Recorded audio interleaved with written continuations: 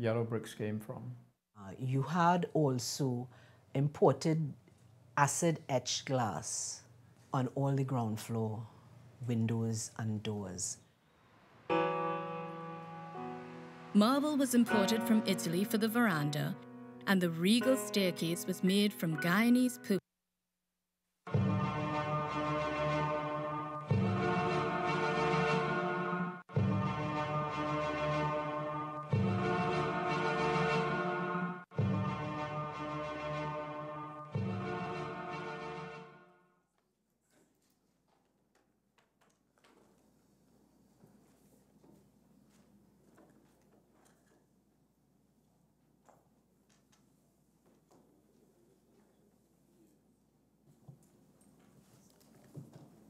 Good morning and welcome to this, the 17th meeting of the Joint Select Committee on Social Services and Public Administration.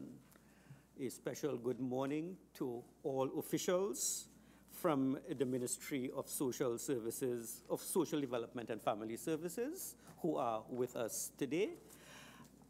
Good morning to all of our viewers and listeners on the various media by which the Parliament transmits its deliberation to the public. This is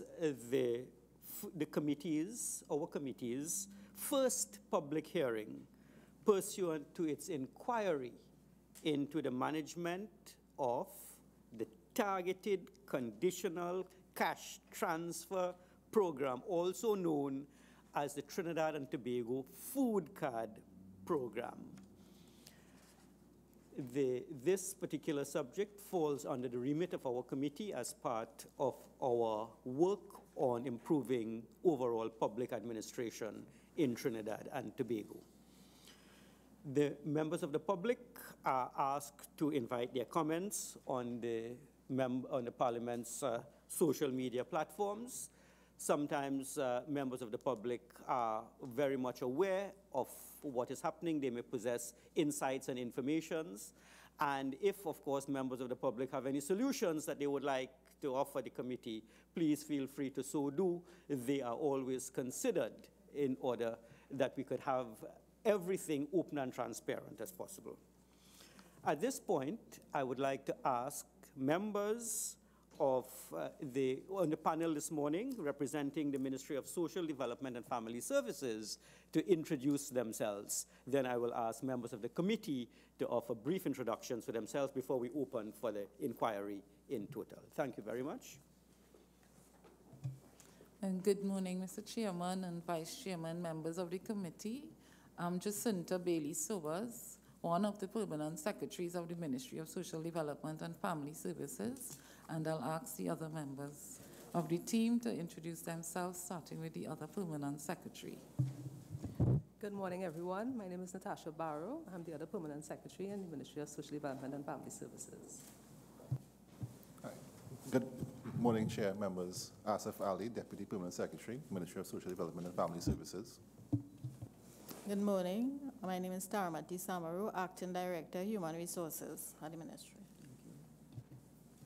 Good morning. My name is Vijay Gangapasad, Chief Technical Officer, Acton. Good morning. My name is Mrs. Sherilyn Pereira, Acting Director, Ministry of Social Development. Okay, thank you. Good morning. My name is Carla McKee, Auditor 2. Thank you, committee members. May I ask members of the Joint Select Committee to briefly introduce themselves? Brigadier General Ansel Antwine, Member of Parliament for W. Mira, Member. Khadija Amin, Member of the Committee, Opposition Senator. Esmond Ford, Deputy Speaker, Member of Parliament for Tunapuna. Good morning. Christine Uwalo Hussain, Member of Parliament for Komoto Manzinala. Glenda Jennings-Smith, Member and Member of Parliament for Toku Sangre Grande. Good morning. Senator Juan Sananan, Member of the Committee and also Minister of Roads and Transport. And good morning again. I am Dinesh Verma, Chairman of the committee, Senator Dinesh Verma. May I remind of the inquiry objectives? The Inquiry objectives are really 5. The first is to assess the effectiveness of the program. Since its inception, effectiveness in relation to poverty reduction in Trinidad and Tobago. Second, to examine the efficiency of the management systems in place for ensuring efficiency of the program. 3, to examine the effectiveness of the organizational structure, again to determine how efficient the program is. Efficient, by efficient we mean whether the program is really doing what it is supposed to do, and whether individuals who are targeted actually are in receipt of the intended or of the proposed benefits. 4, to examine the financial status of the program and the procedures and policies in place to ensure transparency, accountability, and to ensure that there is value for money in the management of the program. And 5, to assess the systems in place to monitor and evaluate the success and the impact of the food card program, also known as a conditional cash transfer program. At this point, I will ask the permanent secretaries. I've always been intrigued by the fact that this is one ministry with 2 permanent secretaries. This is a large ministry.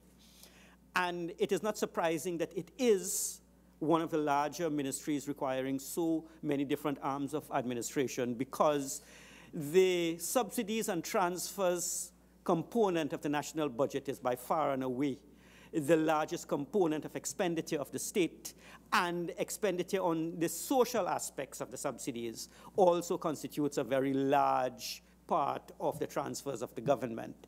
We really would want to find out a lot more into the effectiveness of these transfers. Basically, we want to know that he or she who is entitled to the transfer is actually receiving it. Is there efficiency? What could we do, if anything, to ensure that the population who are targeted in Trinidad and Tobago are actually the beneficiaries in a major way of the program, or are there slippages? So may I ask the permanent secretaries to offer brief introductions before we begin the formal part of the inquiry. Thank you very much, Chair.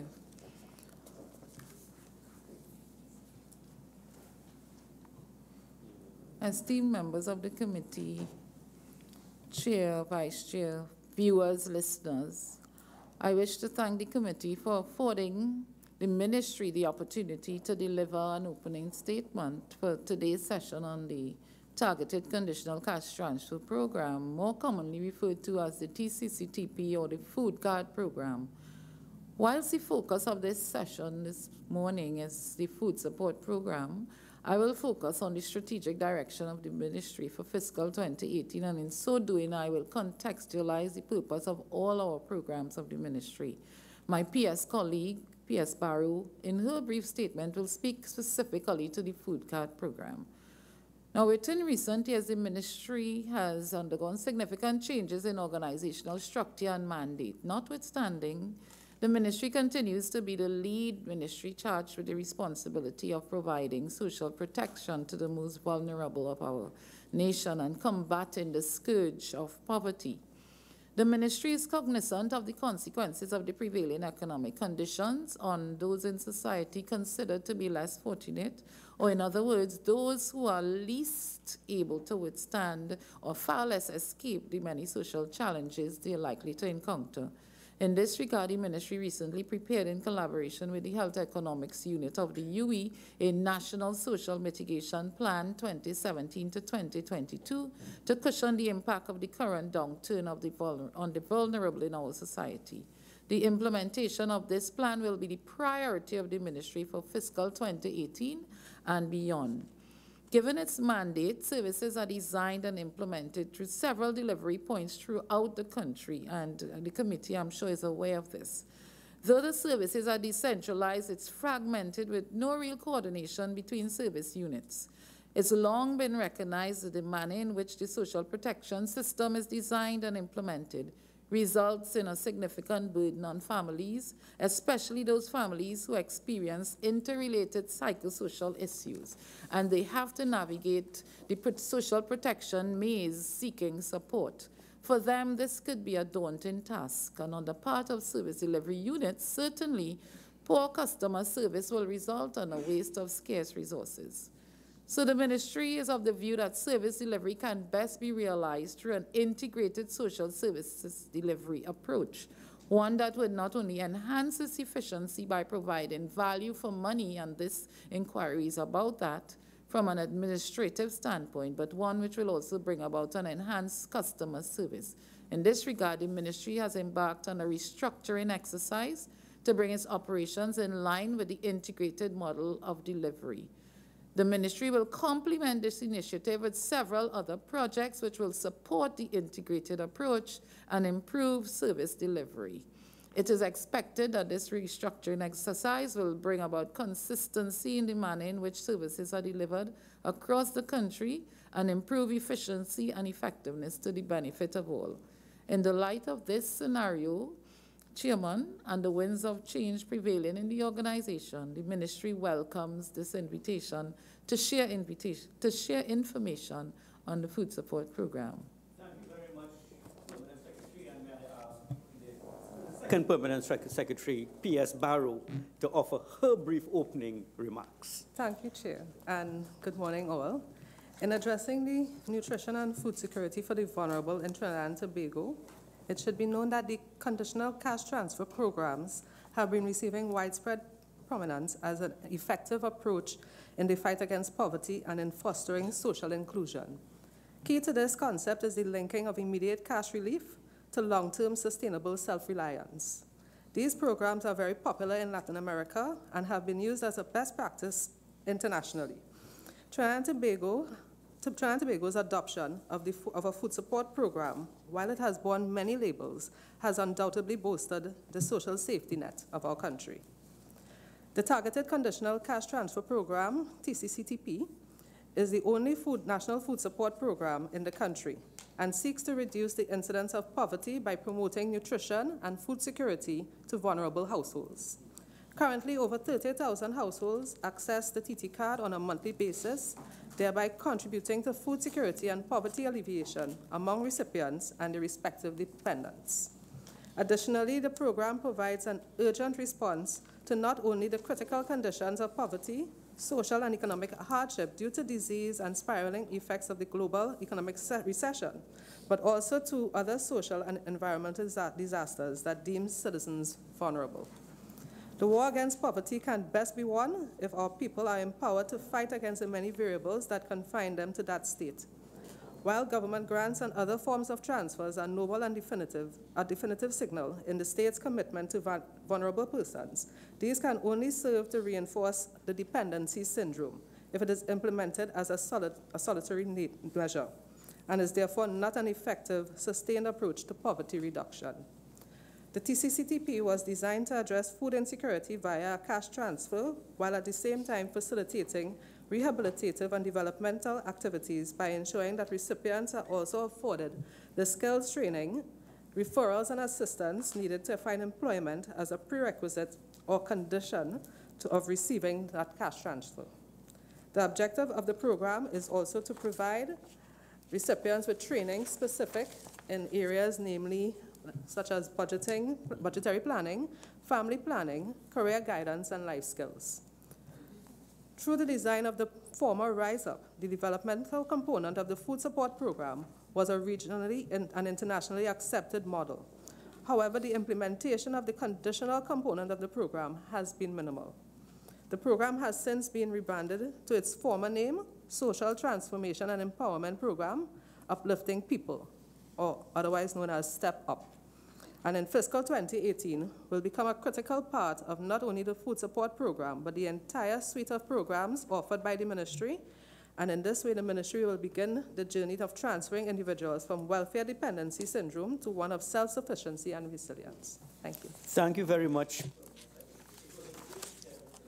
agreed that MP Nawala Hussain would start, but I will override her and I will pose some preliminary questions because I really don't know too much about the food card program. So for the benefit of me and the audience, I'd imagine other members of the committee, could you give a brief background into the card which existed in the past? Because I know you are in the process of reviewing the program. What is the value of it? I don't know. Is it that it is given only to families with young children? I don't know. Is it that when someone gets one of these purchase cards that they can buy anything, or is it simply to ensure that the minimum calorie intake of an individual is satisfied? Do you limit the range of goods which could be purchased? So basic background information simply I need before we start the inquiry. Could the PS provide that insight? Thank you very much, Mr. Chair, again. PS Barrow provided some information in terms of the nature of the program. Currently, we have 3 denominations, the 410 card, the 550 card, and the 700 card. These are the permanent cards. The program constitutes permanent food cards and temporary food cards. The 410 cards are for families with 1 to 3 persons. 4 to 5 persons, 550, and 6 and over 7 will get the 700 card. Yeah. The temporary food cards have the same denominations, and they are given for a different purpose. Yes? Okay. Single persons don't qualify. A single individual who is poor, he qualifies. Yes. And what's the value of 410? 40. Oh, so okay. So that 410 is for a single person. Yes, very well. Okay. 1 to 3 persons. Yeah, 1 to 3. Very well. Yes. Mm-hmm. Generally, persons will come in and apply for the card, and there is a process that they would follow, which includes a means test and a visit to their home to determine the eligibility criteria and whether they meet that criteria for the card. The program would also involves, as was indicated, the developmental aspect. Over the years, not everyone on the card actually participated in the developmental aspect. Okay, we will get that. But the second, a follow-up to that is, are individuals in receipt of other types of assistance from the state, such as old age pension, the old age pension grant, also eligible for these cards? They can qualify. Oh, they yes, can. they can qualify. Right. You also mentioned what could be purchased with the card, and there is a list of items which could be purchased. Generally, it's food items, so of course alcohol, cigarettes, and so on will be disallowed. And the grocers will know. You said generally food, but does the grocer have a flexibility to say that this item that you purchase is not covered, or is it anything goes except alcohol and cigarettes? At the beginning of the program, there was a list that was provided to the grocers in terms of what could be purchased, but as the program morphed, I think most people could purchase beyond foodstuff. I think they could even purchase some items that of necessities that they would have to use on a monthly basis once it was not cigarettes and alcohol. Right. Okay, so it's pretty large based upon the choice of the individual or family at that time with respect to the needs that he or she would like to satisfy. Yes. One final question with respect to persons who are in receipt of the disability benefits from the state. Are they automatically considered for one of these cards to supplement a disability grant, or must they also go through the same formal application process? It's not automatic. According to the policy, they must apply. Okay, very well. Thank you very much. That satisfies the preliminary queries that I had. I will now invite MP Nawala Hussain to pose her first question. Thank you, Chair. Before I go into my questions, I want to ask a very pointed question. It is this. Do you still have the food card, the card itself, or is it a direct deposit system? We still have the food card. 27, just a little under 27,000 people with the food card, and some persons receiving their benefit from checks And it's not direct deposit, they actually collect the checks.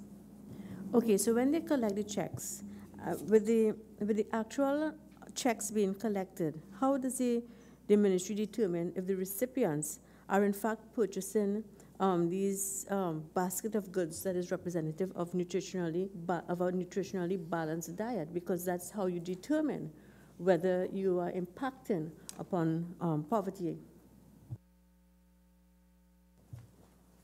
In 2016, we had a situation where there were approximately 5,000 or more persons who had qualified to receive the grant since 2014 but hadn't received any benefits. So the decision was taken to provide their benefit through a check with the understanding that this was going to be a short-term arrangement. And we understood that we would not be able to monitor these persons, but there was a sense that because these persons qualified and perhaps the families were disadvantaged by not receiving a benefit that they were eligible for, the decision was taken and we understood that we were going to move towards a new card system that would enable them to now transfer to the card from the check, which we are going to be implementing by the end of this year into beginning of second quarter fiscal 2018.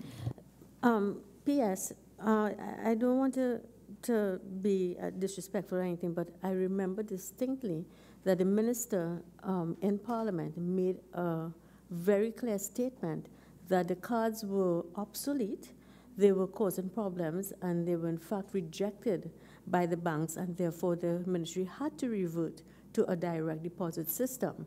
So I don't understand there's a discrepancy in what is being said today and what was said in Parliament, and therefore it comes back again.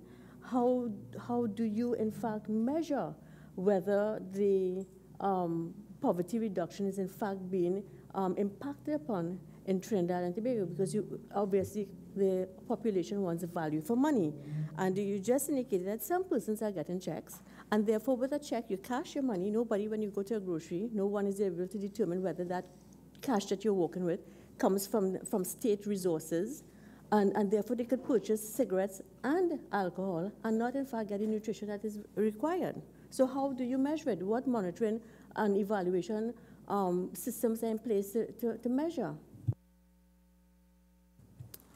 There are a number of questions there, but the first statement I would make concerns the minister's statement. I'm not aware that a statement was made concerning the fact that the cards were now done away with. I know the cards became obsolete. There were some problems with the cards, but the banks stopped producing new cards. However, the old cards continued to be used, and the statement was made that we were moving away from the obsolete system to a new system, as far as I'm aware, so that we still have the cards in operation, and it's just 4,000 persons or so that are on the check. And we started off with just about 2,000, and we moved to 4,000 as at the end of September. So it's a minimal number of persons with the check, and with the understanding, as I indicated, that we are moving to a new card system. But Mr. Ganga Prasad, who's the Chief Technical Officer, he's also able to give some further insight on this matter because he had an integral part to do with the shift to the check system. Right. I have a follow-up, and I find it a bit surprising that a card can become obsolete because we are dealing with technology, and the ATM cards that we use simply have a strip on them, and the computer scientist does what he has to do, and all you have to do is activate that strip or update it. So I would like from your Chief Technical Officer to explain how a technological card becomes obsolete and why simply reprogramming could not activate some of the old cards. Because you see, the question posed by MP Niwalo Hussain to my mind is a very valid one, in that if it is a targeted program and it is not really spent in exchange for goods to see what the goods are, and people have cash, then the cash can be used for a range of things which are not intended for the program, which is to really improve your calorie intake as a poor person. So I wait to hear what your technical officer has to say about the obsolescence of the card. Then I will ask Mr. Edmund Ford to technical officer, how can a card become, because my ATM card is about 12 years old and it's not, same thing issued by the bank and it's not obsolete at all. Thanks, PS. Chair, just to explain that this system was procured by the ministry in 2006. It is not an open loop system, it's a closed loop system that was built for the ministry. So only our cards can be used on that machine. So the technology that we have out there is a 2006 technology and has not been updated since that time. In around March of 2016, the bank did indicate to the ministry that it was an exposure both to the bank and the ministry if they continue to operate on that system as it is, and advise that we move to a new system. And as you know, what we were doing at that point in time was transitioning to the biometric system. So the bank was facilitating the process at that point in time. What happened, as PS indicated, is that we had over 4,000 persons waiting on the application. Some of these applications were dated back to 2013. We also had some persons who were placed on the biometric system. And since the biometric system was put on a hold, the bank indicated that they were not going to put these people back onto the old debit card system because of the exposure to the bank as well as the ministry. So a decision had to be made. These persons have been coming to the ministry, often calling the ministry, reporting through the media, the MPs all over the place, indicating that they have been approved and were not receiving any support. So the decision was taken out of an abundance of caution to these persons, and recognizing that they have a responsibility, if they are in need of food, that they will meet their food need when we give them the check. A decision was taken to pay by check. So the system itself is a system that was built for the ministry, and hence the reason why, and it was never updated. Thank you very much, Mr. Gangapasan. It is getting, as Alice said, curiouser and curiouser. And the reason is this. I'm now hearing from you that the cards themselves are not obsolete, but the system to process the cards is. And I imagine the banks are a bit reluctant to update the system because, as you know, and you're a computer expert, every 3 years, the technology has to change. So you're saying the technology they had was 10 years old. Is it that they are reluctant to spend the funds to upgrade their technology to handle the cards, and that is what is causing the problems for the 4,000 people who are now in receipt of checks? And is the Ministry of Social Services prepared to provide some kind of contractual arrangement with the banks so that they will update the technology and ensure that everyone has the card? Because it is surprising to me that in a targeted program, people actually have cash. Yeah, I'll just for clarity, I'm the Chief Technical Officer. I have no IT background, right? But just to say, this is the way in which the ministry is going right now. We have since been working with the bank to upgrade the system, right? And as PS indicated, a new debit card system would be introduced sometime in December, the beginning of January. It was in the context, the biometric system, right, was approved since 2005. Successive attempts to get this has been posing a challenge. And asking the bank to upgrade a system, knowing that the biometric system was soon to be introduced, was making it that was an issue at the point in time. So as time went by, we were always, in fact, in 2007, a tender was put out for a biometric card.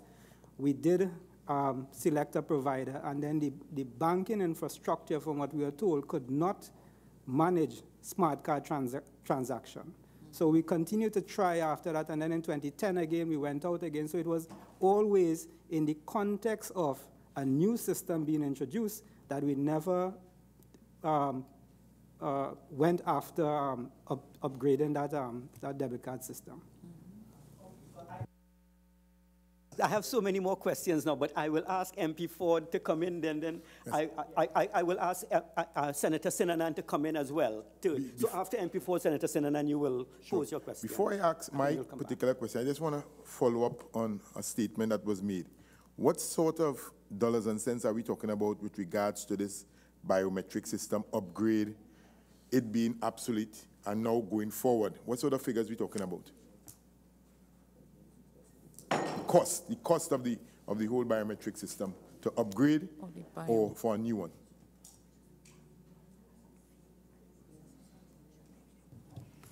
We have two, I think you mentioning two things there, the biometric, which was a system that we will actually bring in on stream in 2015, and the new system from January, which will be facilitated through First Citizens. And as far as I recall, that system would be costing us about $1 million a year. Okay. The biometric was much more. I think Mr. Ganga Prasad has that specific figure in terms of how much we spent for the biometric. Okay, so you can provide it now? Yeah, sure. Okay. Thanks again, PS. The capital expenditure on the biometric system was $30,975,000. That was the biometric system. The capital expenditure on the financial platform development was $3.8 million. The recurrent expenditure for the biometric platform was $2.8 million annually. And the financial platform, which included a SMS, text messaging module, and bank charges, was $29 million annually. And the social aspect of this particular program, what's the total cost of it? When we look at these figures that you are now provided, was it beneficial along those lines did it make sense in going at that system, or making a change of what you are probably now looking at for 2018? Because you called some figures there, 30 million, 3.8, 2.8, 29 million. Yes, it's a social program, and you may say that we may not want to look at the figures, but again, in terms of it being beneficial to the economy, was it a worthwhile investment for those sort of figures? I would say a cost-benefit analysis would be required to do that, and we didn't do a cost-benefit analysis. What we did was to put a hold on the system, not the registration, however, the use of the biometric card, because at that point in 2016, we were actually paying about $2.8 million every month to provide 1.7 million worth of cards to 3,000 and a little bit, I think 3,100 beneficiaries. So that wasn't making economic sense, and we put a hold on that particular aspect of the system, the biometric system. So in going forward, as the Permanent Secretary, you are satisfied with the new program or the new system that we are going to put in place in 2018 as being more feasible? I am satisfied because it's costing just about $1 million per year for the bank charges, and also because we will be continuing the biometric registration, because that system still belongs to the ministry, so the investment would not have been lost. Okay, and now I want to come to my question, because that was just a follow-up.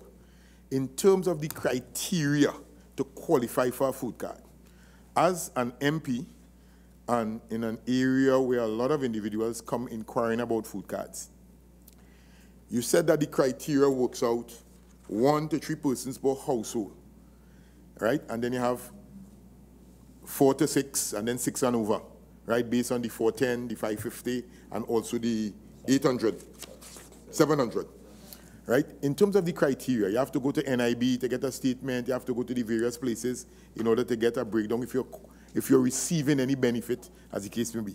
Now, there's a ceiling figure, right? In terms of if your income is of a certain value. But then you also sometimes, again, this is based on information some people mention to us, in that some people say that the household, if there are other working persons in the household, they may not qualify.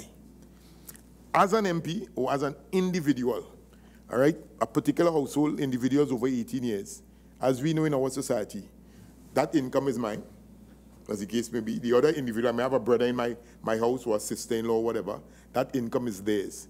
But I am unemployed, and you are saying subject to the household income, I may not qualify. It may sound unfair, but what's the logistic? What's the justification for using that approach as one of the qualifying criteria? I know Mr. Gangapsad may have some more information, and as he has been in the ministry and involved with these programs a little more, but I know this is a family benefit, and therefore, if there is a card in the family, then you would not be able to get one as an individual if that family already has a card, right? But P.S., the question is this. There are members of the family who are poor. One family member earns his income, but what MP is saying, that income belongs to him or her and may not necessarily share with other members of the family. Are the other three people, say, in the family going to be penalized simply because one other member of the family who lives in the household is a little bit better off and not be qualified for the food card? I think that's the question, you know. I understand, but what I'm saying, when the actual program commenced, it was family-oriented, okay. Yes? So that as we go along, we may have to look at the policy again, but we also have to consider the extent of expenditure on this program so that we don't, encourage 3 and 4 cards in one household. Because the intent was 1 card, 1 to 3 persons, 4 to 5, 6 and over, right? Yes, that needs to be made clear. But my concern was that a household which really should get a card but is denied the card because one member seems to be working for a reasonably good salary and he does not share, she does not share. You're assuming that all people living under one roof are sharing and they are distributing their income, but it may not be. So I really think that we need to evaluate whether that high income earner is actually sharing or is, but really you can briefly respond before I ask Senator Sinanan to come in. Prasad will give his input.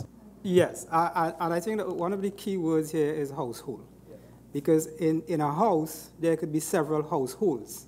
Yeah? And I think that what the program has done is to define what is considered a household. And usually it is those persons who might be sharing some sort of living arrangement, it might be cooking arrangement, washing arrangement, but that family is identified as that unit. So for instance, in one house, you may have several households who can come forward and apply and will each on their own merit be assessed. So you could have more than one card in a house, but it belongs to separate households. Excellent. Thank you very much, Mr. Ganga-Prasad. And I will ask, one second. But Senator, you have evidence on that, Mr. Ganga-Prasad? If I may just add, I think what we're also looking at is not where multiple families in one building get in the card, but where applicants are denied because they live under a roof where there may be other people. And some of these other people may be children who have jobs just starting off minimum wage. But when they total the family income or the income under the roof, that applicant is rejected when there really is a genuine need. So okay. It's twofold. We will put that on hold. It's an important issue, the definition of the household, because as Mr. Ganga-Prasad said, there are individuals living under one roof, but they constitute separate households. So we need to see what, if you could send into the committee in writing the policy with respect to the definition of the household, I think it would benefit us. But Senator Sinanan has not yet posed, and he absolutely needs to ask his question. Thank you, Chair. Please activate your microphone. Yeah. Is it on? Yeah. It is, yeah. What is the total package? Before I go to the substantive question, what is the total package of, in terms of quantum of money that you would, this program cost the government? You have what, 27,000 or 31,000 applicants?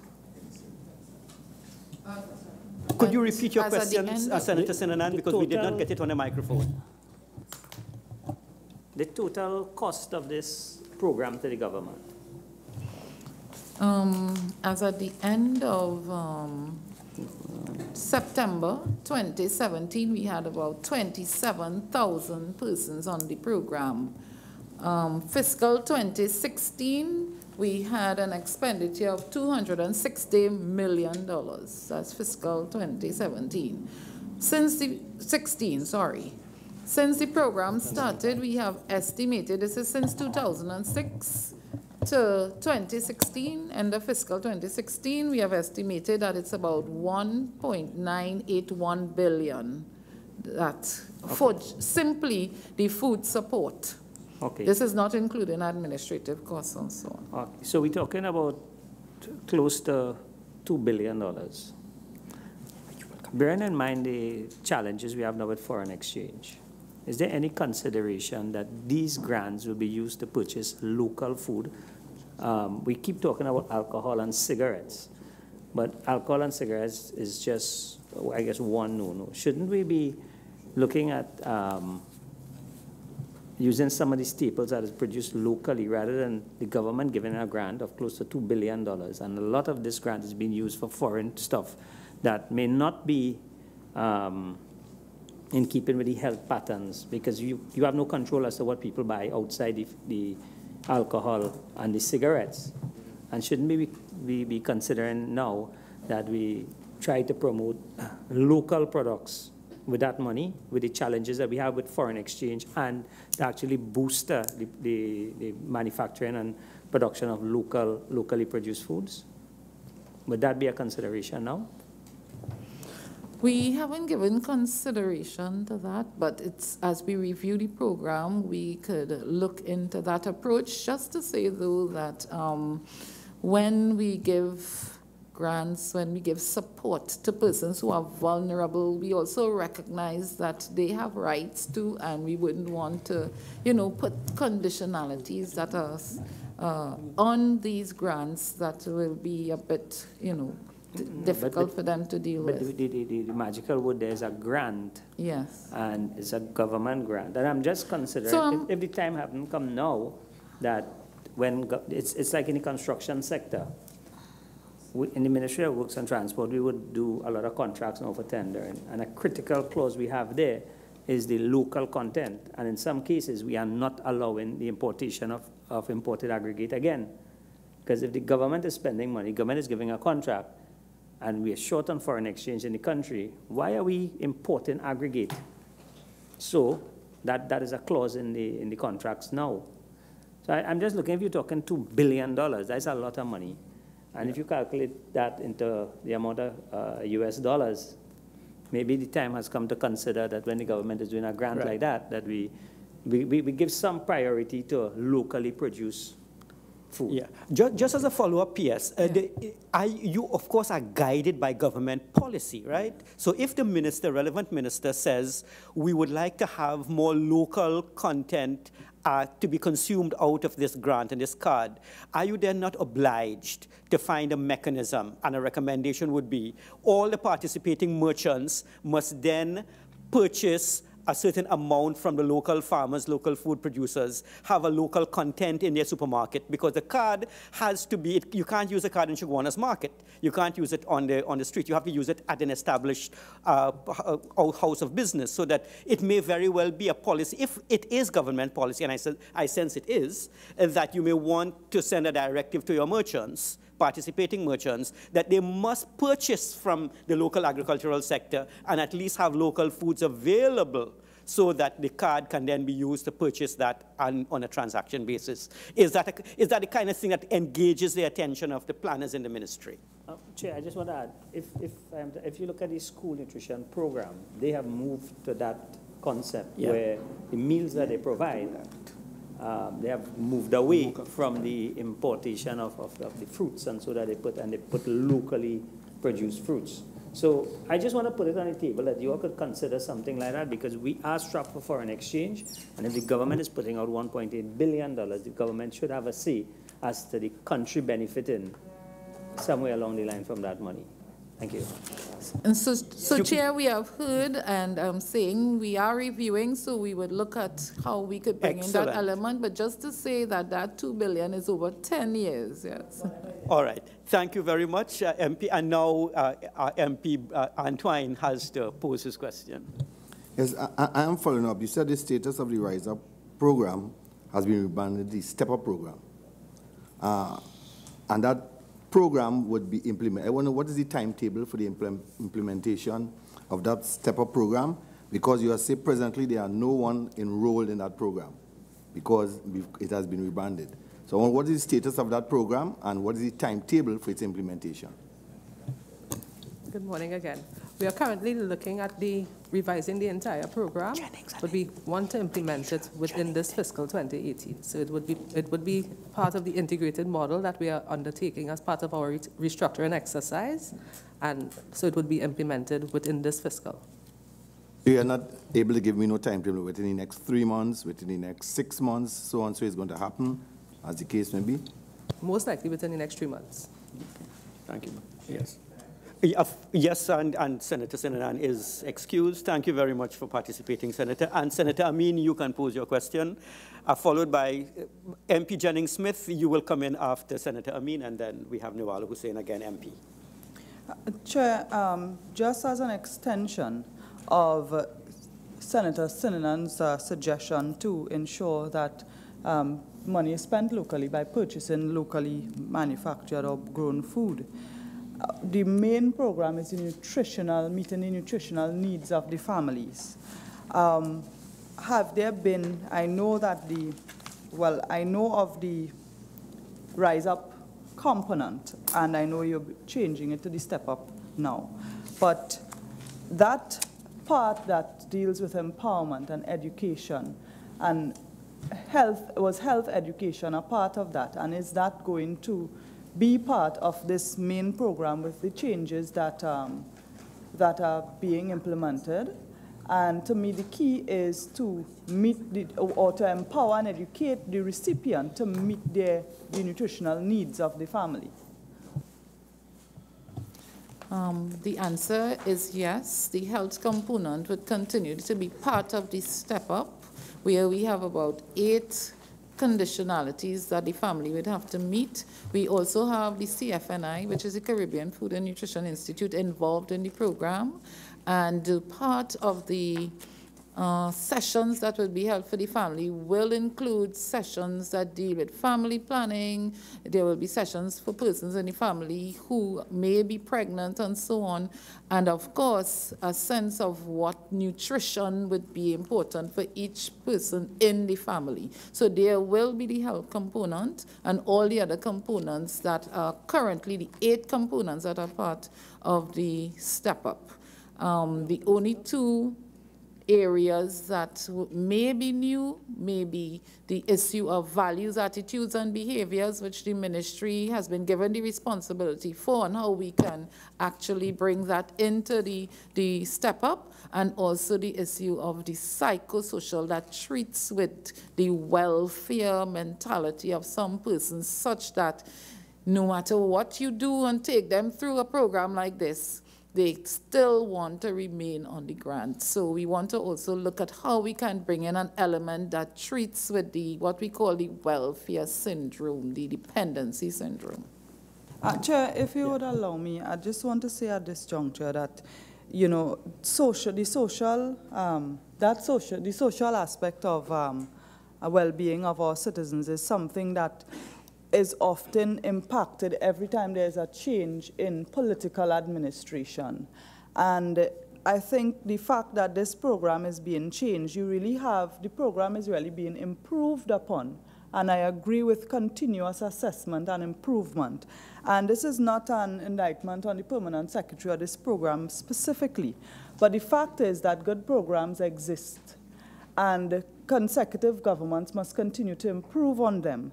And stopping a program and then starting another one, and then the term of our government comes to an end, it's often to the detriment of our most vulnerable What is your question citizens. to the committee? What's your question to the panelists on that? I just want to implore or ask if to ensure that the continuity of the existing recipients, because the program is not going on at this time while the changes are being made. If I got you correctly?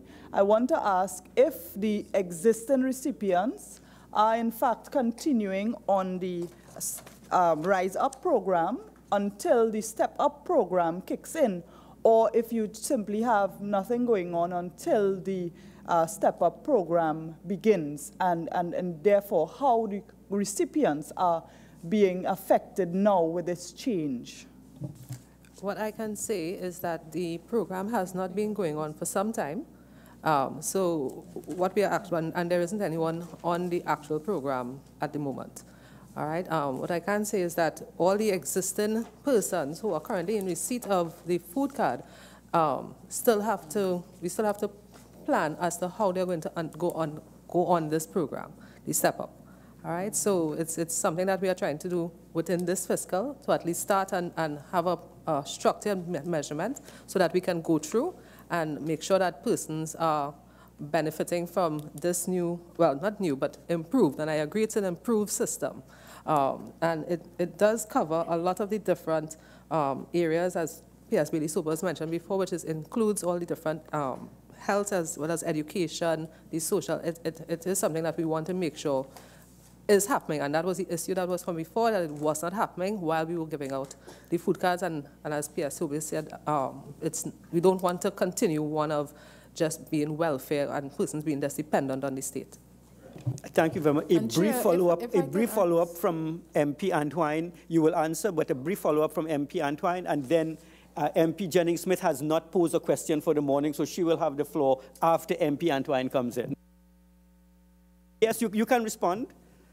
Thank you. I just wanted to add to that response that our records show, based on a report that was done on the Rise Up at the point in time in January of 2015, that up to 2014 persons were actually participating in the Rise Up, just up to 2014. So after that, they really haven't been participating in the program.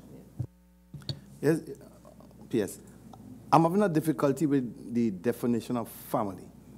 Just yesterday, I had a young man come to see me. He's 23 years old. He lived with his mother on Oulton Road, on Umea Road in Dabadi. They were evicted by the landlord because the landlord increased the rent, because the landlord is of the opinion that more than one family was residing in the house. He, his girlfriend, and a child was living in one bedroom of the home that the mother was renting. Now they are both been evicted. They came to see me actually for AGC. But what is the ministry's definition of family? Because under that household, you had a mother but then you had a son who had his own family within that. Brief response, you must have a definition of family. What is the definition of family? We have some social workers here, both Mr. Gangapasad and Ms. Ferreira, and they are on the ground, so they will be able to say, I think there's the definition of family as opposed to household, because that is where the distinction. Well, I know that in some of the programs in the ministry, especially as it relates to public assistance, right, a household is considered to be those persons who are sharing the same living, and basically it's cooking arrangement, the same laundry arrangement, same cooking arrangement. If my memory serves me right, correct, and I know that the chair had asked that we send the definition. For the TCCTP, it was a similar type kind of definition. All right, and could you then, I'd like to see how these definitions conform with international norms, if possible, because we are looking at eradicating poverty, and we know what the minimum calorie intake and so on. So definition of a household, definition of a family, these are things that I think, especially in the Trinidad and Tobago context, which is unique. But MP Jennings-Smith has not yet posed a question, and MP, you can pose more than one question because it's your turn now. Hi, good morning, all. I listened where, P.S., you outlined plans to restructure your delivery service. And a sore point that keeps coming up is when persons have to access temporary food card. Can you tell us what changes, if any, you intend to implement with regard to facilitating a faster period for persons like, for example, persons whose homes were burnt, persons who suffered flood, persons who would have had an emergency like family breakup and they are in difficulty in terms of their living arrangements. Can you tell me what has changed with respect to the temporary food card? If you are looking at making any changes to facilitate that faster access to that temporary food card, I want to ask, in addition to that,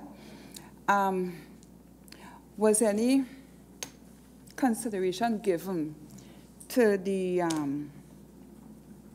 decentralization for approval for these food cards? Because at this point in time, well, I know we are just from the budget, but a lot of people keep going to the center and asking when they would get that food card, and the answer is usually, well, they have to wait on headquarters to send down the check. So could you outline to us if that is correct or not, and what really happens?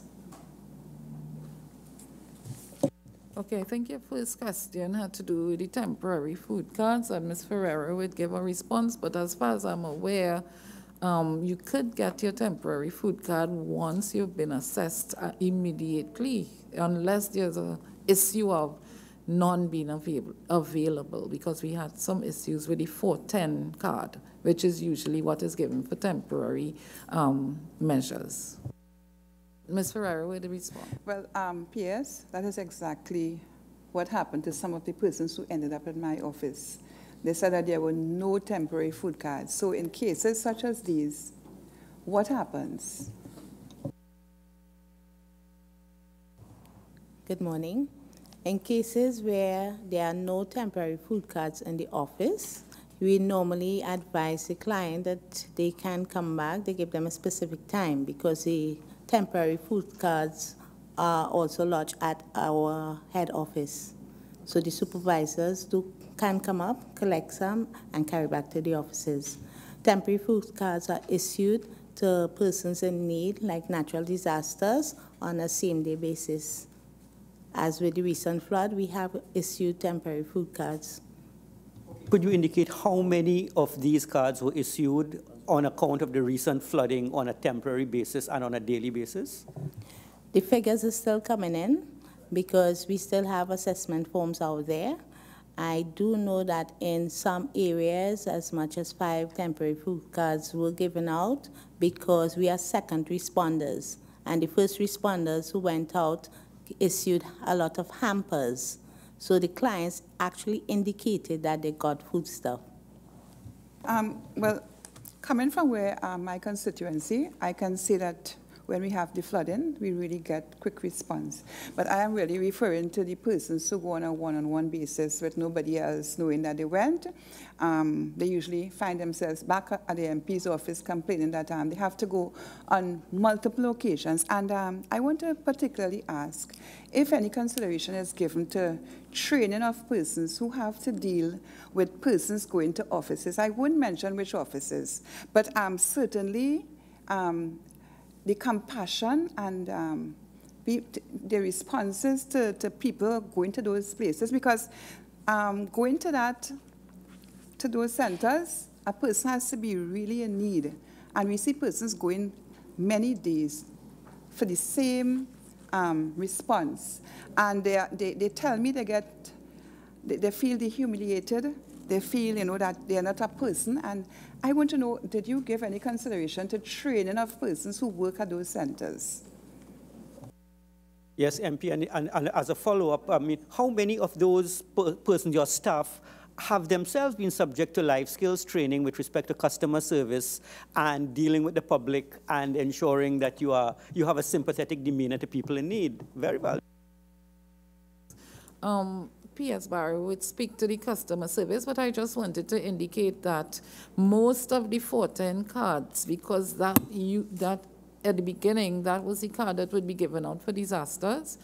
were depleted. And we have since taken a policy decision to use the 550 to assist with disasters that would come up, because the bank is also not, as you recall, the bank isn't producing any more of those cards. So we have taken the decision to use the 550, the next denomination. Yeah? So that should bring some relief. I want to follow up with the suggestion by the Honorable Minister of Works and Transport. I see here that your program partner with approximately 277 large and small scale merchants and 172 groceries. And I am also looking at persons receiving checks and what they do with those checks. Did you ever consider, or is it possible that these checks, because I know you do it for furniture and furnishings when we have flooding, is it possible that those checks could be made in favor of the grocery stores and taken up from where Mr. Sinan left off with respect to encouraging persons to buy local? Could some arrangement be made in that regard to facilitate that approach to dealing with persons getting relief at this point in time through check payment? P.S. Barrow would speak. Just to answer with regards to the previous query with regards to the training, all the members of staff at the ministry have undergone client care training, which was an initiative that the ministry undertook from April this year. And all members of staff in all the different district offices have all undergone client care training. And it's not a one-off training, but one that we are trying to continue as we go through the year, as we try to improve how our staff greet with our clients and how they, and I do think that sometimes it happens that persons might become desensitized sometimes to the needs of our clients over the years, but it's something that we need to keep reminding them of, and that's the initiative that we have undertaken. It's a training, is it in-house? It's internal. Pardon we me? did it internally. Oh, internal, okay. Yeah, because there may be a problem with internal training, you know, in that the wrong things may be repeated continuously. Have you considered maybe having your training program itself being evaluated? It was actually approved outside of the ministry. Just to say that while the training was actually provided by persons from inside the ministry, it was approved externally. So the content, yes, and we had some external persons involved, but they would have been from Public Service Academy. I kind of like training from the private sector, especially when they are trying to earn profits. The training I've seen from people in the private sector, in the food sector, is one which makes me want to return. There's one company in particular I want to return, so I don't know if you would consider having some private sector involvement there so that to infuse the public sector with the private sector drive for profit. Your baseline is customer satisfaction, but that's something as PSs you will consider. Yeah, I want to ask because, and I want to stress again because, you know, we want to promote agriculture and we want to promote persons to get into agriculture. And a lot of persons are now engaging with grocery stores to have their product, you know, sold. And I really feel that this point could be given some consideration. I don't know if it's possible. Oh, which point, Ms. Jennings? I spoke about your relationship with the grocery stores. I see you have 237 large and small-scale merchants and 172 groceries that you will have a relationship with. And I was querying the fact that you all are giving checks to persons who are accessing support. And I'm looking at some of the concerns of this committee where they are thinking that maybe what persons would really buy with the check, would they buy food stuff? And also the point where we want to promote local products and the point that Mr. Sinan raised. And I want to ask if you could look at making any kind of arrangement to facilitate this suggestion. Need to take it on board, Chair, to look at it as we review the program, yes? All your merchants simply partnering with local suppliers that you will approve so that they can have at least local content in their place of business. I think that seems to be the recommendation. MP Niwalo Hussein wants to come in, and then after we coming around this way, we will come back to MP Ford, and then you. Thank you, Chair. Coming back to the biometric card, PS. I understand that the biometric card provides, allows the recipient to access a range of social benefits, which include social assistance grants, disability grants, food cards, and general assistance. Does this new card that you hope to implement in 2018 provide for the same? No, it will be a debit card without those features. The biometric card also allows for to prevent the abuse of state funds, fraud, and duplication of grants to any one person. Does this new card provide for that? There are measures which we will put in place to address that. Not necessarily the card, but there are other supporting measures that we would put in place to address those issues, the biometric card, a new IT system. The biometric card allows for your fingerprint. In other words, it's unique to an individual, which means that you will eliminate fraud, you will eliminate duplication, you will eliminate a number of administrative costs. And you're looking at, this is costing so much of money compared to 1 million. And I'm asking, are you getting the same value with that $1 million card compared to the biometric card? And I'm saying we wouldn't have the biometric card, but we will still be using the biometric system for registration, and Mr. Gangapsad would add to that. But beyond that, I'm asking a further question. With this, the management, the system management that comes with the biometric card, whereby a person who would have moved for whatever reason, they may have had an injury and they have to go and live by their daughter, once their file moves, the case management, the file, once they move from one location to another, their file must go. And oftentimes their file is lost. And if the file is lost, they also, their benefits would stop, which the biometric card would have facilitated that transition. Does this card do this in 2018? Thanks, PS Chair. I just want to add that the basis for any payment was our central beneficiary registry, which in the past was mainly paper-based, paper-driven, and data being inputted in that registry, basic payment data. Yeah?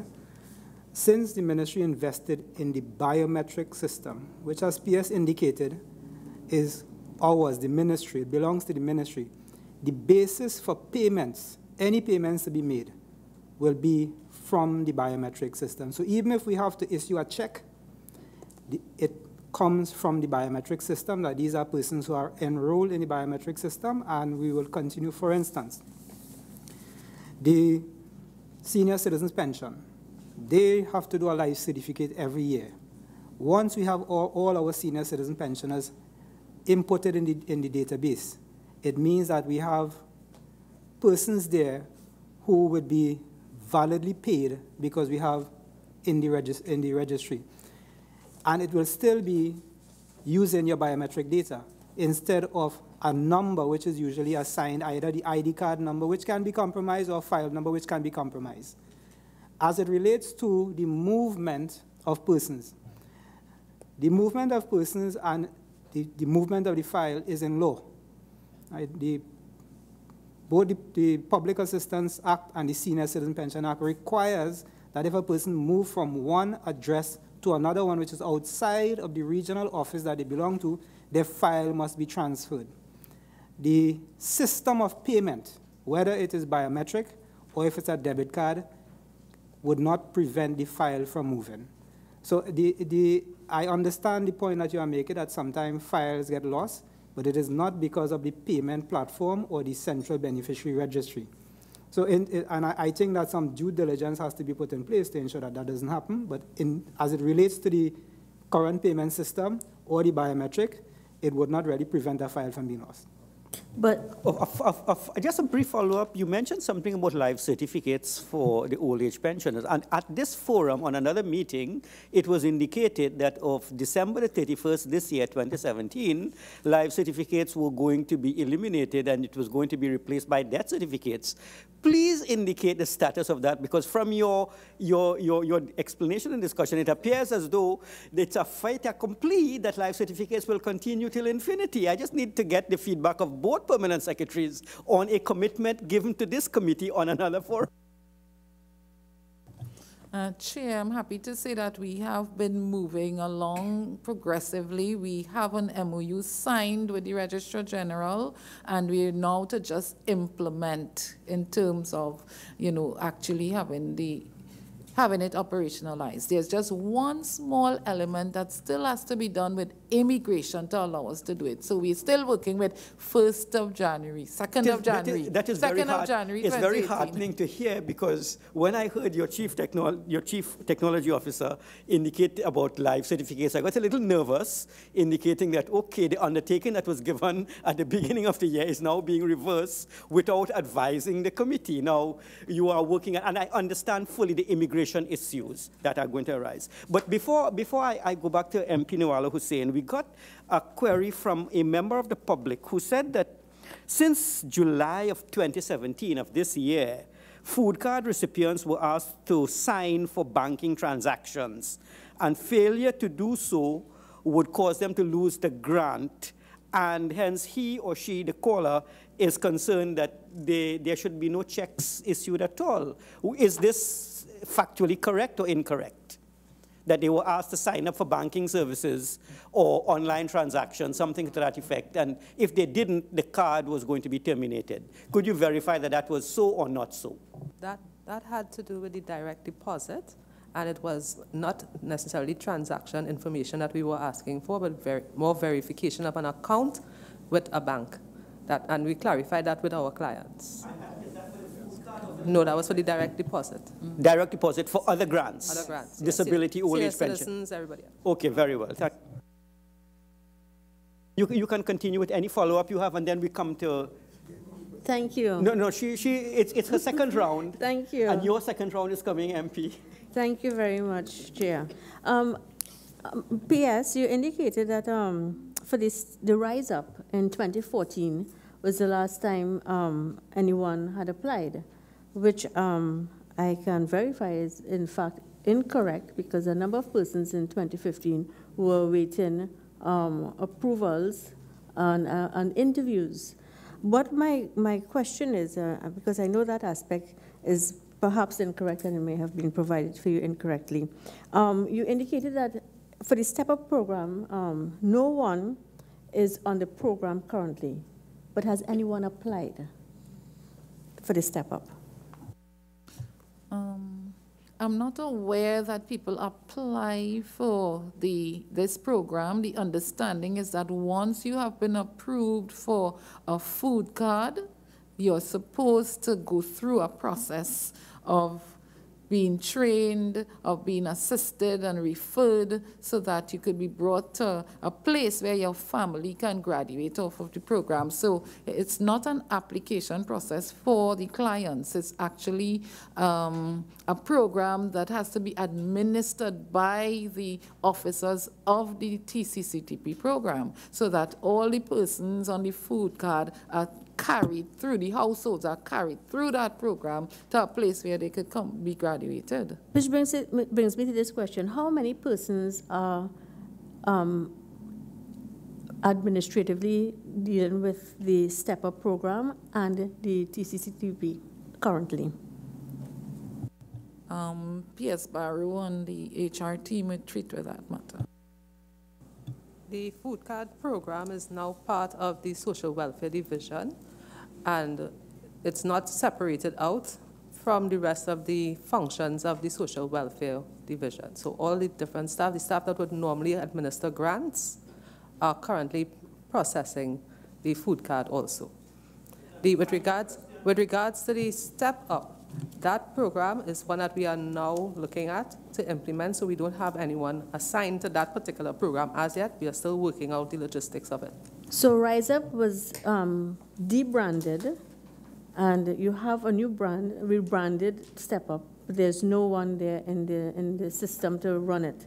And for the TCCTP program, you indicated that the persons there, the whole department was in fact, their contracts were not renewed. So how many persons are in fact managing this program in the social welfare program? All the field officers within the social welfare districts administer the food program. In each district, we could provide you with that information. Yes, please provide it in writing. Thank you very much, MP Nawal Hussain, and now MP Esmond Ford. I know my colleague is probably from the point of view that being part of the ministry prior, all right? Now, you said that contract workers, right, where once you moved away from Rise Up, right, that the contract workers were not renewed, right? But in a document that you all provided to us here, which is Joint Select Committee on Social Services and Public Administration, the inquiry document, we received it on October 27th, right? You all spoke about retrenchment on page 3. Oh no, the question was retrenchment, right? Because if you're on contract, you cannot be retrenched. Basically, your contract will be renewed. So I just wanted to get that aspect clarified.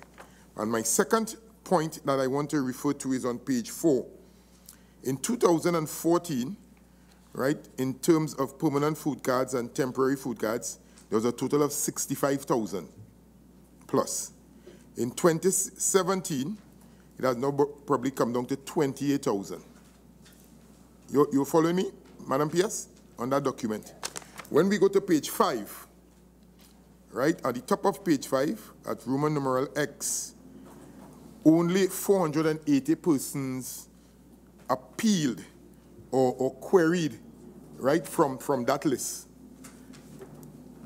Why such a small amount? If it is that the persons were in active use of a food card, 65,000 persons, and, it has been since reduced to less than half, and only 480 persons querying. What could be some of the reasons why a vast number of persons would not have queried, the failure of not getting back their food card? Seeing a smile on PS Barrow question, Barrow face, boy, I hope I could get a good answer. As you said, member, we had a significant reduction from 2014 to the end of fiscal 2017. However, in fiscal 2016, that's when we would have undertaken our review exercise, where we would have requested persons who were on the card to come in to register if they were not biometrically registered. We sent ads out in terms of deadlines when persons should come in to register, following which they will be removed from the system. After we came to the end of the deadline, there were a number of persons, some 13,000 or more, who did not come in to register and were therefore removed. Some of them, as you indicated, came in and reapplied and were given their food card because they were eligible. They were deemed to be still eligible. I cannot speak for those who didn't come in.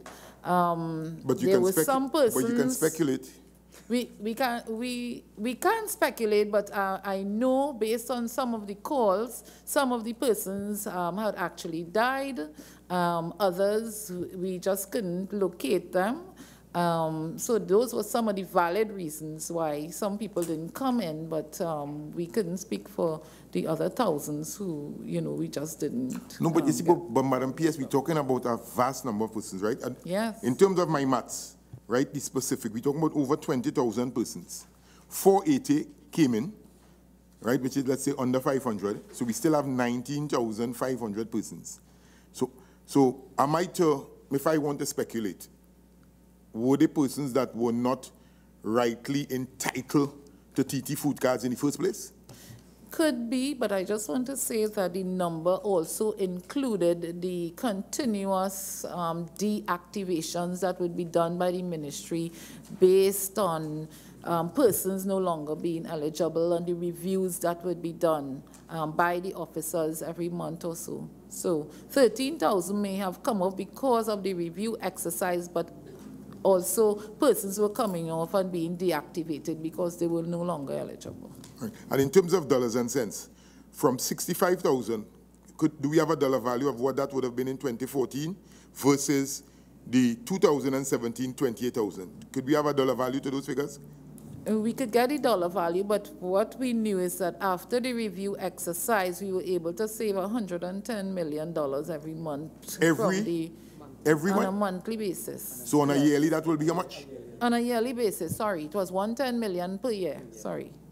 After we were able to take those persons off. Okay, all right. Mr. Chairman. A follow-up? Because after you, MP, Senator Amin wants to come in. Follow-up. No. On this side. If it's a follow-up, Jennings, MP Jennings-Smith. Okay, thank you, Chairman, thank you, MP. Two questions I have. One, in the recent flooding, we had serious flooding in the last 2 weeks, and in the aftermath of Brett, how many persons, or was this program targeted specifically to reach those who would have needed temporary assistance with food? That's one. And secondly, Mr. Chairman, a number of persons have not had their contracts renewed from a number of these units within the Ministry of, well, what was the Ministry of People, and I know that you indicated they are now all in the Social Welfare Division. We have had the Poverty Reduction Unit and Poverty Alleviation, a number of other units where persons who were employed on contract did not have their contract renewed. We have a number of regional offices as well, where it appears that, just have skeleton staff, but we have not had a comprehensive statement from the ministry. I know a member earlier indicated that this is not retrenchment per se, but the fact is that it represents people effectively losing their jobs. How is this impacting on the ministry being able to deliver, particularly to regions, because I'm very concerned with that decentralization and the ability of the ministry to reach to every community with the regional offices and in general in these units and carrying out their duties? Again, I think the PS Ali and the team would be able to speak to the staff that we have on board in all the boards. I think it's operating from 11 boards now, where we provide all these services. We still provide these services, and we do have a number of persons still dealing with the SEED program. And at every point where persons were not retained, a statement was made concerning the continuation of the services for the public, or whether it was said by the Honorable Minister in Parliament because she was requested to answer questions and so on. So we have made a number of statements concerning those persons who were not retained in the ministry and the various divisions that were no longer operating, but their service and their function was still being undertaken within the ministry. So Mr. DPS Ali, PS Barrow would speak to the staff that we have on board still providing these services. If DPS Barrow could include in her answer perhaps the number of people who have been, or the number of contracts that were not renewed, but the number of people who effectively lost their jobs, perhaps over the last year or two. What I can say is that with regards to the food program, there were 91 contract positions. With regards to the food card program, there were 91 contract positions that contracts came to an end that were not retained. However, what we did do was to re-engage some of the persons and place them within the social welfare division. But as I said, I can give you all the actual figures in writing. But you said basically 91 individuals did not get their contracts renewed from the food card program. and that some of them were absorbed. 91 positions, contracts came to an end. Right. There were some persons who were retained. I wouldn't want to say that there were some persons who we did keep back. Right. If we can find out the numbers who were retained and whether they were retained because they were because of their qualifications, the experience, the expertise, the basis of retention and the basis for non-renewal, that certainly would, I think, provide some additional insight. But I will ask MP Jennings-Smith. And there is a question I have to pose to Mr. Ganga Prasad, but I'll wait for afterwards. What was the question on flooding, MP? My question on flood, I asked two questions. In the recent flooding and in the aftermath of Brett, did you have specifically target those communities which were affected by the flooding to reach out to people who may need the temporary food cards? Yes, with regards to the recent flooding, each area that was affected, we deployed a staff and they went out house to house and they inquired as to anyone whether they needed food cards or whatever articles they may have lost. As I indicated before, we're still in the process of getting all the data forms in so that we can address the other aspect, the household articles. Well, I'm happy to hear that because persons who are affected in the Matlat area, they are still to be compensated. And I'm coming back to my former point, because I see when we ask of your ministry to provide us with some main technical and administrative flaws, one of the answers you gave us is that a customer service mechanism for responding to queries from the public is non-existent. And I remember when the chairman asked you a while ago what kind of training you give to your workers at these centers, and you said you give them internal training. And you know, when we are dealing with persons who are accessing these programs, they are poor, they are vulnerable, and they do not have a voice. They do not have a voice. And I was about to ask you, if a person is out there and 1 year, 2 years has passed, because they talk about the tardiness in persons visiting, they talk about the attitude problem, who do they turn to? Because certainly you are saying here you do not have a customer service mechanism. So who would seek compensation on behalf of those persons, or even, I don't want to use the word compensation, who would seek to get a response from the officials of the ministry on behalf of those persons outside there, and the very many complaints that they give and they have, and they seem to be voiceless, because when they go to the offices, they are sometimes turned back. And I want to specifically outline the Sangre Grande area. It is really one of the worst scenarios you can experience when you go there to access assistance.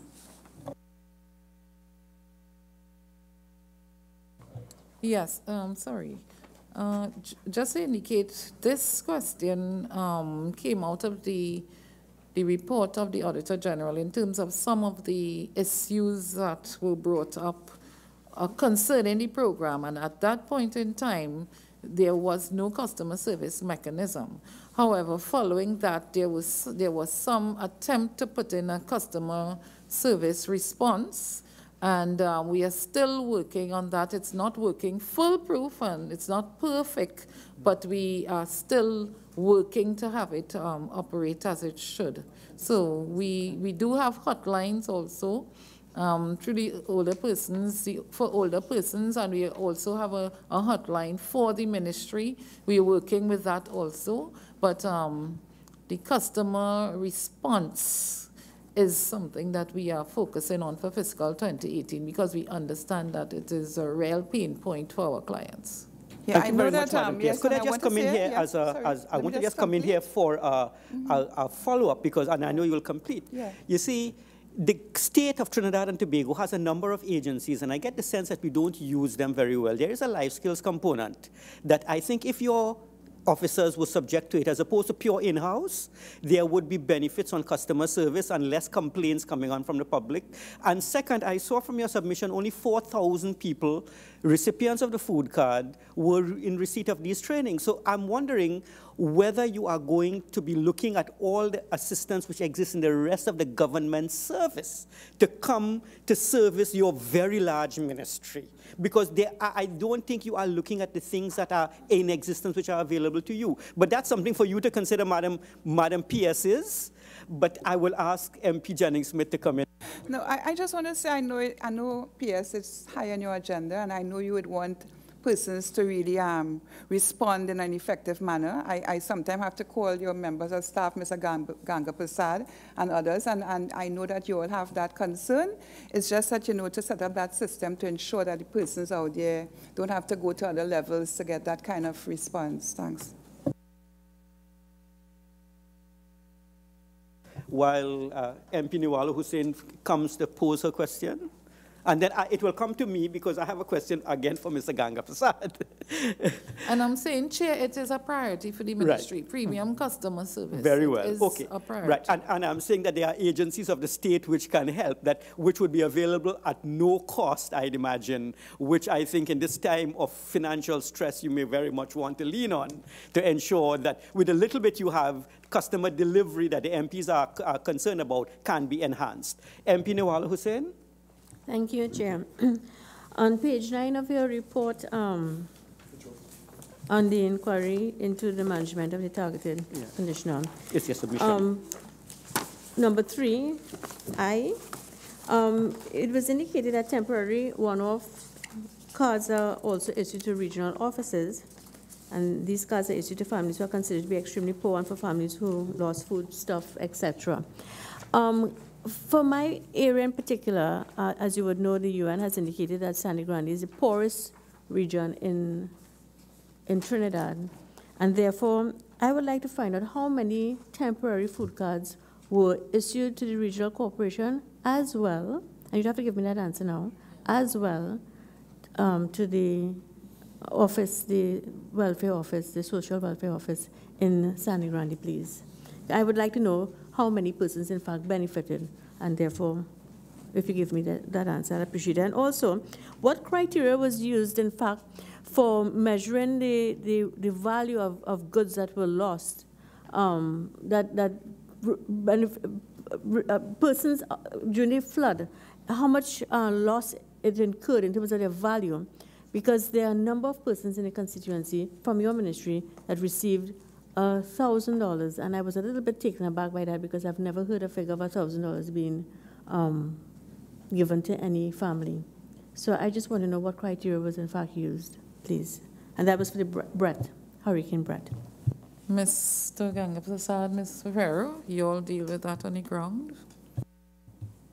Thanks, Permanent Secretary. Chair, just to indicate that the assistance that is given during times of disaster from the ministry is that of food support, and as Pierce indicated, it is the same denomination that we have for 10, 550, and 700, as well as household items, which is up to a maximum of $10,000, and it is given for particular items of household items like beds, stove, washing machine, fridge, wardrobes, etc.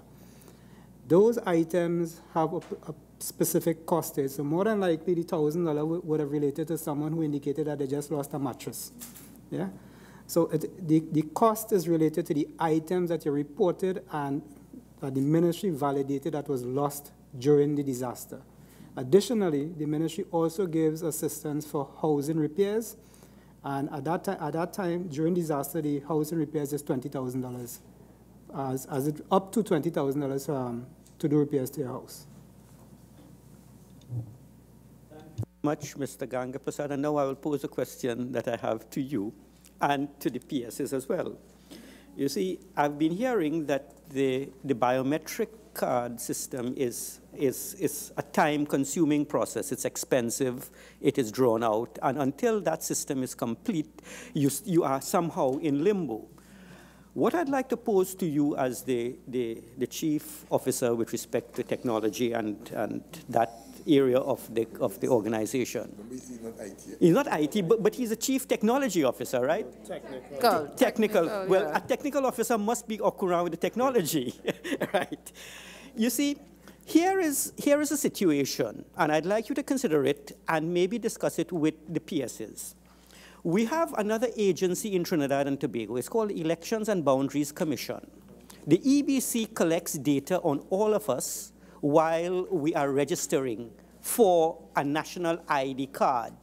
And I was just wondering whether, to ease the work of the Ministry of Social Services, the EBC itself can start collecting while we are registering for our electoral districts the same information that you require to administer your own social programs, so that when someone comes to you with his national ID card, that ID card would already have encoded in it the information that you need, and it will avoid the duplication of you trying to collect information that another agency in the country is mandated to collect.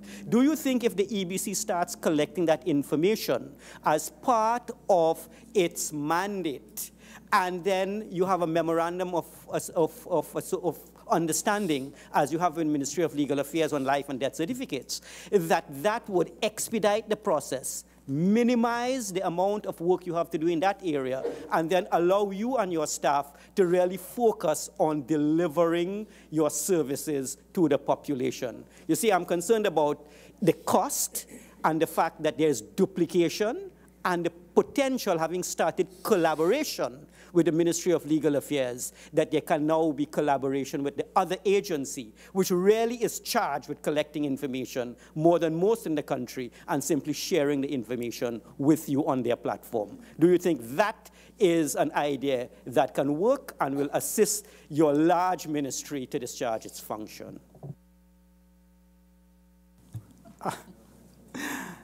Chair, think outside the box, yeah. And I'll tell you why we're doing that. As an economist, I understand the financial gravity of the government of Trinidad and Tobago, but yet we want to discharge our functions to the people in the most efficient way.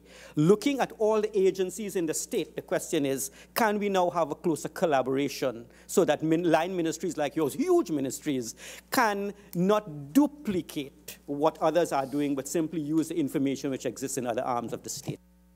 Well, Chair, just to answer that question simply, when the whole issue of life certificate came up in the past, we did invite all of the stakeholders as it relates to our grant to the table. The EBC was one of those, as well as immigration and the Registrar General. So we did engage in discussion, and the ministry, for information of this proceeding, is moving in the direction of collaboration. In fact, we have signed on to an MOU with the Registrar General. We are soon to do the same with immigration. We have also signed, at the cusp of signing an MOU with the National Insurance Board, and it is primarily to get that kind of synergy in terms of having to get clients to be running from office to office just to get information. So clearly, and just to answer your question, clearly there is merit in collaboration. What we collaborate on might be the details that we work on, but clearly we are already at the stage where we have at least started the conversation, and for some, so advanced that we have signed MOU, and the others we are poised to do the same. Do you think that, because I have seen it done elsewhere, in North America there's a social insurance card, that SIN number has the data that you need for everything, almost all transactions, and I'm simply wondering whether our national ID number in the ID card office, I know that's a statutory corporation, it's not a government, but we all arm of the state, they all take from the government's purse, and if our national ID can have encoded in it all the information you need, then wouldn't that make your job in expediting the biometric aspect of your work easier? So that if you, as the chief officer in charge of that area of the government, is of the view that you can simply get the information from another place, because they are charged with collecting information. Your office is charged with delivering to the customer, not really with you collect information as a means, not as an end. The EBC collects information as a means. That's their function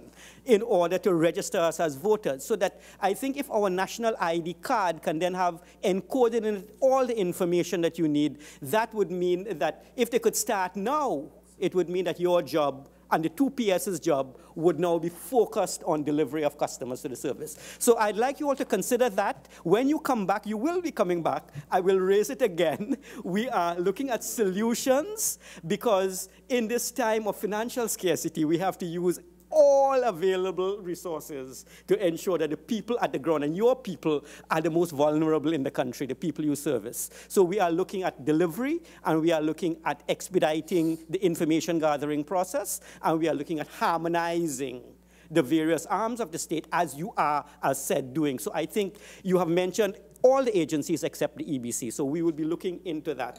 And I'd like you to, if you can give some thought together with your senior officers, maybe even send us in writing how, in fact, that process could work. I now ask MP Esmond Ford to come in after I pose my own solution. Not be the best solution, but it's one more than people have. The temporary food cards that are issued, they are issued with any amount of assessment, or it's just given out on an ad hoc basis? Or is there an assessment done first to issue the temporary food card pending the permanent food card that will come subsequent? There are several scenarios under which a temporary food card can be issued. One is during times of disaster. And usually it is done with an on-field assessment where food was lost. Okay. And from all indication that there's no food in the house. Okay. It is given, and that is given almost on a universal basis. You do not have to do any means test for that. Right. And then the person will make a formal application. Well, it is given in the disaster to treat with that issue. If there's need for a food card, then the person can apply for a food card. Okay. The food card is also given, the temporary card is also given to cover the period between where an application for a permanent card has been approved, but one has not been issued as yet, because when the administrative process of requesting the card might take some time, so the temporary card fills that gap. The third condition under which a food card is given is when the preliminary assessment is done. A person comes into one of our offices and a preliminary assessment is done, and there's a range. There's scores that are assigned based on the assessment, and anybody who gets a score that is below 15, and in the scheme of things, that is considered a person who may be suffering from extreme food needs. They have no money at all. The food card is issued, the temporary card is issued, and up to 3 temporary cards is issued. The second one, however, after the first assessment, you are asked to bring in documents and whatever it is to complete the application. The second one is only issued once you produce the document, or there's some reasonable explanation as to why you don't have the document to submit. Okay. I'm good, Chair. Yeah, thank you very much, Senator Amin. You ready? Okay, MP Nawala Hussain. Yes, thank you. Mr. Ganga Prasad, you indicated that you have in place MOUs for several ministries, which, you're required to collaborate with. Would you state whether NIB in particular had anxiously looked forward to signing an MOU in light of the fact that the biometric card would have brought so much benefits to both entities, both NIB as well as the ministry, as they collaborate on a number of issues? Chair, just to indicate the context of the MOU with National Insurance Board. National Insurance Board, what is required, as was indicated earlier on by one of the members, is that whenever an applicant applies for a grant in social welfare, one of the first things that we request of them is information pertaining to their contribution or to their benefits payable at NIS. And what it requires is for persons to come and sit in our office and to be issued with this form, and then go to NIB and sit in their various offices and wait for another person there to deal with them to issue the information. In total, we have approximately 25,000 persons making application, all told, for all grants in the ministry. It means that 25,000 persons are going to sit at NIB offices across the country waiting for information. The MOU is going to allow us to share that kind of information without the client having to move from office to office. So clearly what we are doing on our end is to set up a system that will allow us to see, NIB to see the persons who apply and to provide us with the information that we require.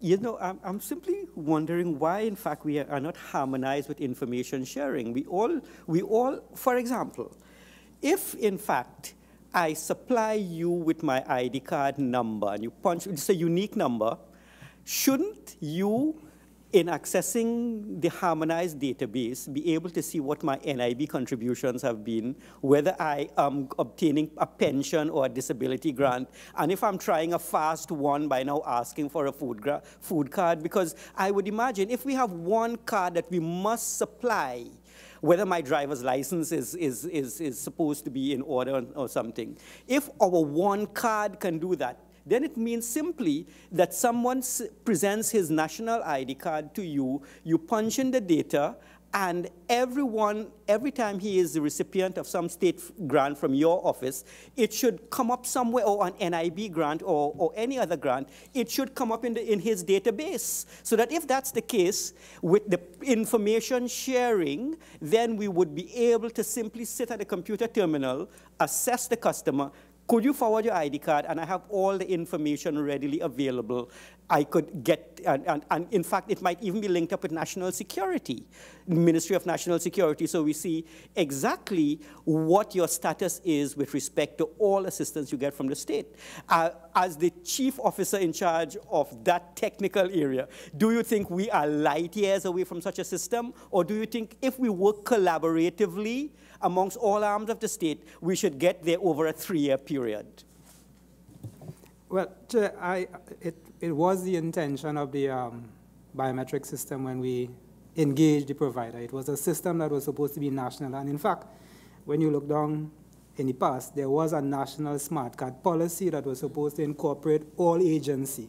It had many applets on a card, so it could have had your driver's permit, your birth certificate, everything on that card, including grants, library passes and stuff like that. So it's not light years away, it's doable, and I think it requires the will to do it. Could you then speak to your technology officer, the one who really understands IT and IT platforms, on what really is needed in order for us to get to this system over a 3-year period?